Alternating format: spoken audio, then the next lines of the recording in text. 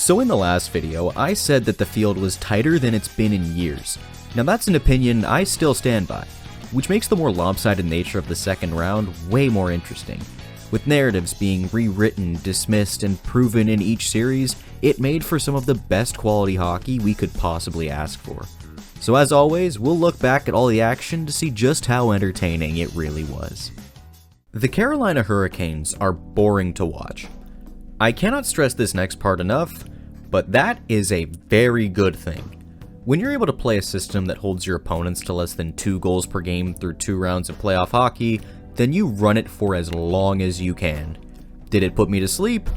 No, because I couldn't be bothered to watch this series in the first place. Fraudulent behavior, I know. But hey, it worked. As for the Capitals, honestly, you can look at this series in one of 2 ways. You can see it as a disappointment. As the first seed in the East, you probably would have wanted a deeper run, or at the very least a more competitive series. But looking at the season as a whole, there's a lot of positives you can take away. You exceeded all expectations, got Ovi's record, and honestly punched well above your weight in the end. And with all the talent you got coming up over the next few years, even if the Ovechkin era is coming to an end, you've got a bright future ahead of you.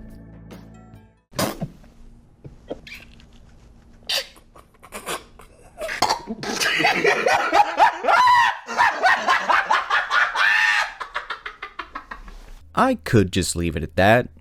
If it was a different team, I might have, but not this one. In fairness, they looked different. I should know, I got to see it live and in person in the first round.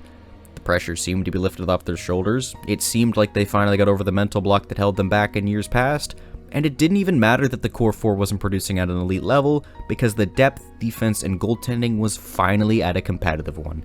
Hell, they even had a chance to go up 3-0 on the reigning champs and put all the narratives behind them. But as they say, the more things change, the more they stay the same. They run into just the smallest bit of adversity and everything seems to fall apart. Like against Ottawa, where they lost 2 straight games with a chance to close out the series, including being shut out on home ice in Game 5. Then against the Panthers, they got outscored by a combined total of 12-2 in Games 5 and 7, also on home ice, mind you. Now Marner and Tavares are likely gone. Same goes for Brendan Shanahan. Nylander is the only one locked down long term, and there's no guarantee Matthews will re-sign either. An era for the Leafs might be ending, and they have nothing to show for it. I'm going to describe this series to you using nothing but facts.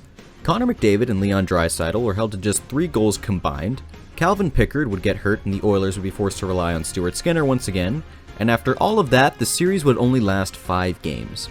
If you told me that at the start, I would not have imagined that the Oilers would be the ones riding out to a dominant victory. I know I said it before, but they are getting production from everybody, not just the top 2 guys.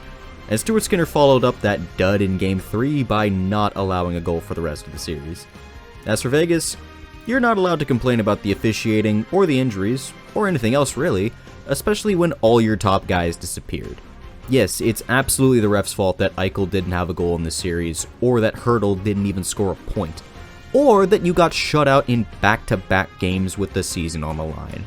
I won't harp on you too long, cause truthfully, Vegas losing is all I really needed from this series. It's a lost season for Winnipeg. In arguably their best season in franchise history, they fall short of expectations, and honestly, they don't really have anyone else to blame but themselves. Not to sell Dallas short, I mean, they did what we expected them to do. When Rantanen is on that kind of form, and your depth is managing to produce like they did, then it doesn't matter if Robertson or Heiskanen come back, which they did. You needed to be perfect to even have a chance at beating them, and the Jets definitely weren't. Winless on the road in the playoffs, Hellebuck showing that the lights were in fact too bright, and by the time they got their act together, it was far too late. Doesn't make it hurt any less, I'm sure, especially for Mark Scheifele, who... Yeah, I don't even have any words for this, I'm going off script. That's brutal, man. He had a great game too, and I know he wanted it, and I know the team wanted it for him too.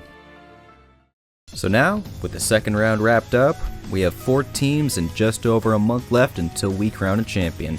We're really only halfway there, and with everything still to play for, we're surely in for an incredible sprint to the finish.